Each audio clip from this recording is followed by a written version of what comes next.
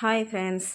நேற்று சாட்டர்டே என் குழந்தை வீட்டுக்கு நாங்கள் போயிருந்தோம். அங்கே வச்சு இது குலோப் ஜாம் செய்யலான்னு சொல்லிட்டு முடிவு பண்ணோம். சரின்னு சொல்லி பால் பவுடரும் மைதாவும் இருந்துச்சு. 1 கப் பால் பவுட்ரு, 1/2 கப்பு வந்து மைதாப்பு சேர்த்து பால் சேர்த்து கலக்கி நல்லா உருண்டை பிடிச்சி வச்சுட்டு, அது என் வர்ஷித் இருக்கான்ல எங்கள் குழந்தை பையன், அவனும் சேர்ந்து நானும் உருட்டுவேன் அப்படின்னு சொன்னதுனால உருட்ட வச்சு அவனையும் உருட்டிட்டு, அப்புறம் 1 1/2 கப் சீனி போட்டு 2 கப் தண்ணி ஊற்றி நல்லா கொதிக்க வச்சுட்டு ஏலக்காய் போட்டு நல்லா அது வந்து கரையிற வரைக்கும் மட்டும் வச்சுட்டு, அதுக்கப்புறம் எண்ணெயில் போட்டு பொரித்து அதுக்குள்ளே போட்டு குலோப் ஜாம் ரெடி பண்ணி அவட்ட கொடுத்துட்டு நாங்களும் அங்கே காஃபி குடிச்சிட்டு அப்புறம் சாயங்காலமாக கிளம்பி வந்துட்டோம்.